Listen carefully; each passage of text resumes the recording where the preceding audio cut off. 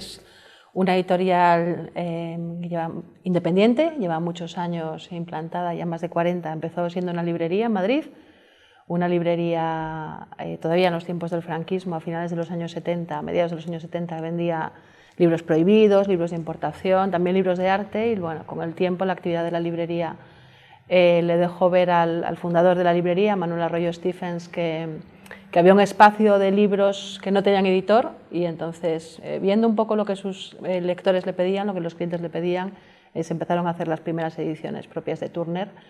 Y esto fue, como te digo, a mediados de los 70, todavía con Franco vivo, y hasta hoy, o sea que ya son más de 40 años trabajando siempre en la edición independiente. La librería se cerró ya en los años 90 en Madrid, en este momento ya solo somos una casa editorial.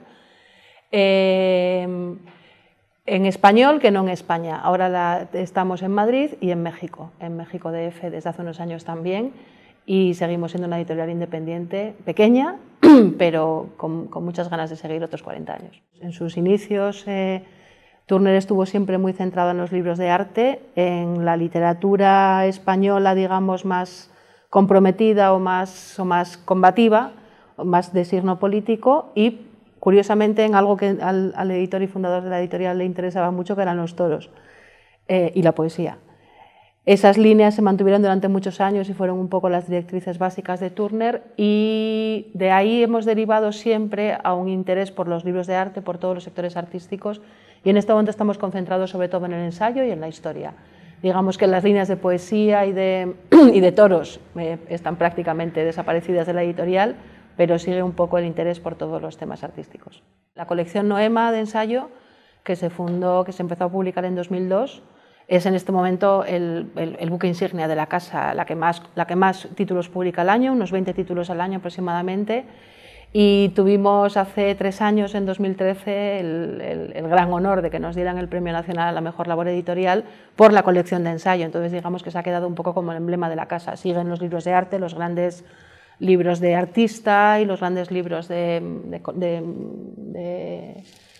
temas ilustrados. Tenemos también una colección de narrativa, pero efectivamente, o sea, por lo que se conoce a Turner es por la edición de ensayo. Me gustaría destacar, porque en los últimos años ha tenido mucha importancia para nosotros, y creo además que fue un camino que empezamos abriendo sin saber que iba a ser luego tan amplio y que nos iba a dar una trayectoria, es la colección Historia Mínima, que empezamos a hacer en coedición con el Colegio de México en el año 2012, o sea, en un momento muy crítico para el sector editorial.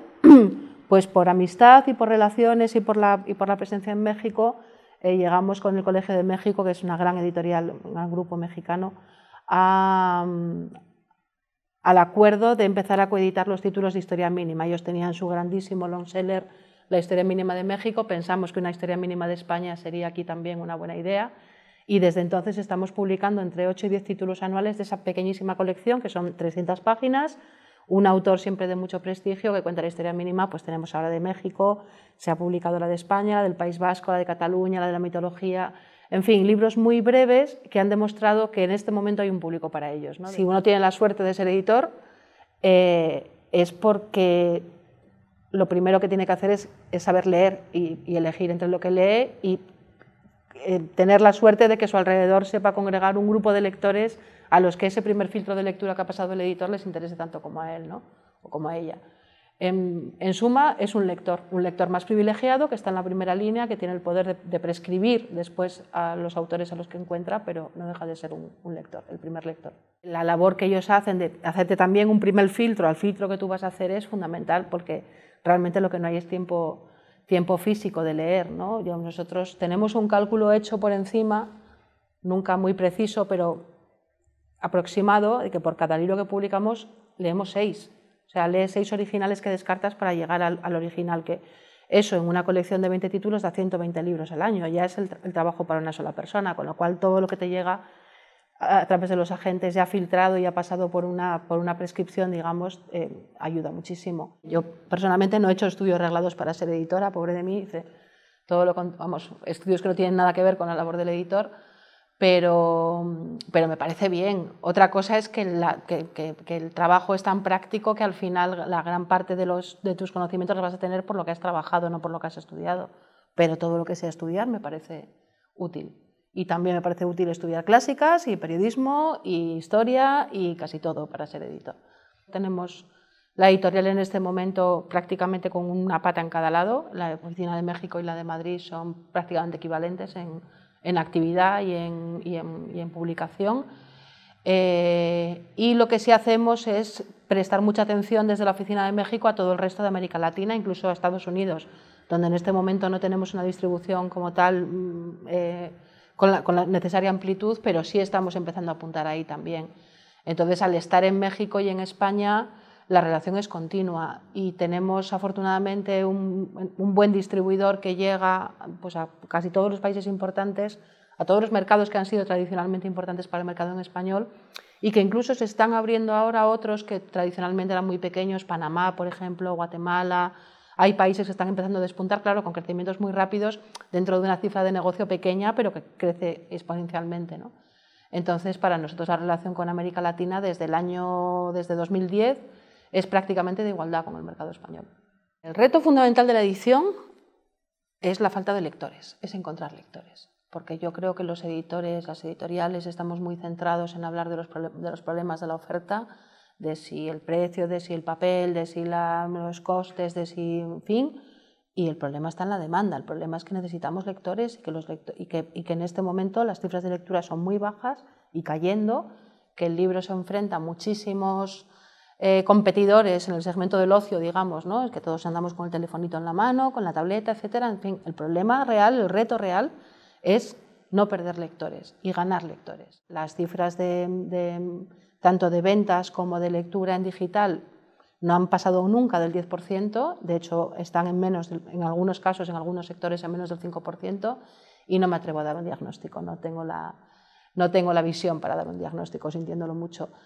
El espacio que ocupa en este momento para nosotros es un formato más, yo no le doy la menor importancia que la gente abra la historia mínima de España que hemos mencionado antes o un ensayo sobre la guerra mundial, no le doy la menor importancia a que lo abra en papel, a que se lo haya descargado a su tableta o a que lo lea en el formato que quiera.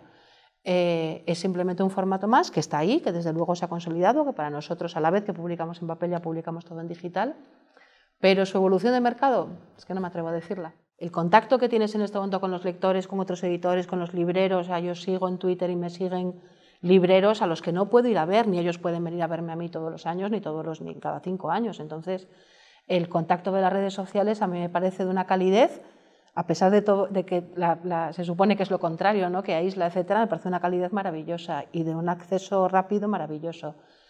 ¿Que eso nos sirve para ganar lectores? Pues es que no lo sé, desde luego nos sirve para conocernos mejor unos a otros, que eso nos viene siempre muy bien.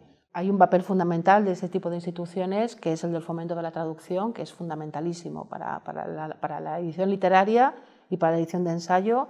Toda la cooperación, la colaboración que han dado las instituciones, el Cervantes, los institutos Goethe, la Alianza Francesa, el Británico, etcétera, y por supuesto los españoles fuera también a fomentar la traducción y a fomentar el intercambio de derechos entre editores, es fundamental. Y una labor que yo aprecio mucho, que en estos años está decayendo un poco, pero que es muy importante, es también la de fomentar que los autores viajen, ¿no? La creación de congresos, de simposios, de charlas, etcétera. Es decir, el autor es el que mejor habla de su obra y cuanto más pueda presentarse delante de públicos nuevos para él o para ella es mejor para todos, desde luego es como mejor viajan las obras, ¿no? En ese sentido creo que el apoyo que se da al sector del libro tiene que ser el de difusión sobre todo y el de fomentar el intercambio entre idiomas, la traducción. Me gustaría citar aquí a un editor modélico para mí que es muy importante también en la trayectoria de Turner y de muchas editoriales similares a nosotros, que es Daniel Cosío Villegas, el fundador del Fondo de Cultura Económica, gran editor mexicano que por su contacto con exiliados españoles en México fundó el Fondo de Cultura Económica, que para mí es un bastión de la edición en español, en Latinoamérica y en España.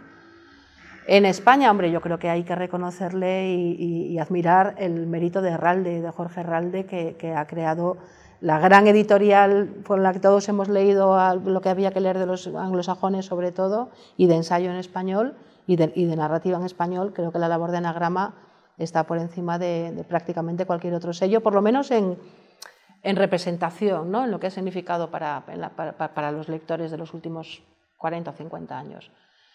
Y aunque no es editora, creo que no puede faltar en personas importantísimas Carme Balcells. No como editora, sino como puente fundamental entre, pues, ha cambiado completamente las relaciones entre los escritores y los editores y los lectores. Creo que la agencia de Carmen Balcells ha sido un punto importantísimo de la edición en los últimos años también. Se puede citar, por supuesto, al fundador Lara, el fundador de Planeta, también como empresario, una figura importantísima, muchísimos, pero vamos, eso desde luego, Carlos Barral, ¿cómo te vas a olvidar de Carlos Barral?